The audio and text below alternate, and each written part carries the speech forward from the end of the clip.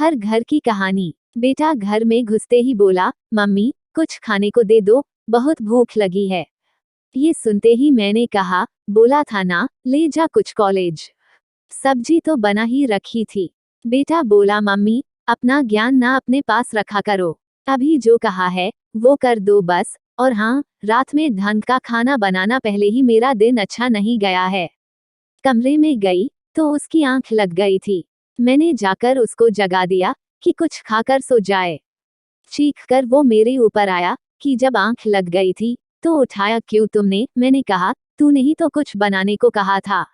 वो बोला, मम्मी एक तो कॉलेज में टेंशन, ऊपर से तुम यह अजीब से काम करती हो, दिमाग लगा लिया करो कभी तो। तभी घंटी बजी तो बेटी भी आ गई थी। मैंने प्यार से पूछा, आ गई मेरी बेटी, कैसा था दिन। बैग पटक कर बोली, मम्मी आज पेपर अच्छा नहीं हुआ। मैंने कहा, टिल्ड कोई बात नहीं, अगली बार कर लेना। मेरी बेटी चीख कर बोली, अगली बार क्या, रिजल्ट तो अभी खराब हुआ ना। मम्मी तुम जाओ यहाँ से, तुमको कुछ नहीं पता। मैं उसके कमरे से भी निकल गई। शाम को पति देव आए तो उनका भी मुंह लाल था। थोड़ी बात करने की कोशिश की, जानने की कोशिश की, तो वो भी झल्ला के बोले, मुझे अकेला छोड़ दो, पहले ही बॉस ने क्लास ले ली है और अब तुम शुरू हो गई। आज कितने सालों से यही सुनती आ रही थी, सबकी पंचिंग बैग में ही थी। हम महिलाएं भी ना, अपनी इज्जत करवानी आती ही नहीं। मैं सबको खाना खिलाकर कमरे में चली गई। अगले दिन से मैंने किसी से भी पूछना कहना बंद कर दिया। जो जैसा कहता करके दे देती। पति आते तो चाय दे देती और अपने कमरे में चली जाती। पूछना ही बंद कर दिया कि दिन कैसा था। बेटा कॉल्स और बेटी स्कूल से आती तो मैं कुछ ना बोलती ना पूछती। ये सिलसिला काफी दिन चला।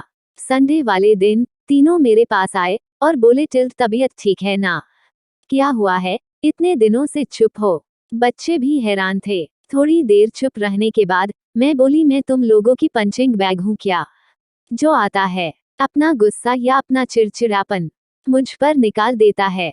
मैं भी इंतजार करती हूँ तुम लोगों का, पूरा दिन काम करके कि अब मेरे बच्चे आएंगे, पति आएंगे, दो बोल बोलेंगे प्यार के, और तुम लोग आते ही मुझे पंच करना शुरू कर देते हो। अगर तुम लोगों का दिन अच्छा नहीं गया तो क्या वो मेरी गलती है हर बार मुझे झिड़कना सही है?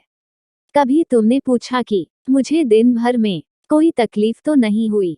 तीनों चुप थे। सही तो कहा मैंने, दरवाजे पर लटका पंचिंग बैग समझ लिया है मुझे, जो आता है मुक्का मार के चलता बनता है।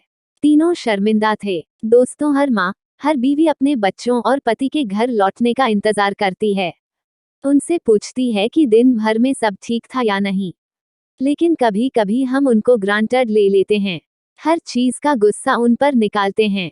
कभी कभी तो ये ठीक है, लेकिन अगर ये आपके घर वालों की आदत बन जाए तो आप आज से ही सबका पंचिंग बैग बनना बंद कर दें। दोस्तों, अगर आपको हमारी वीडियो अच्छी लगी हो तो जरूर हमें कमेंट करके बताएं और हमारे चैनल को भी सब्सक्राइब करना ना भूले। Thank you so much.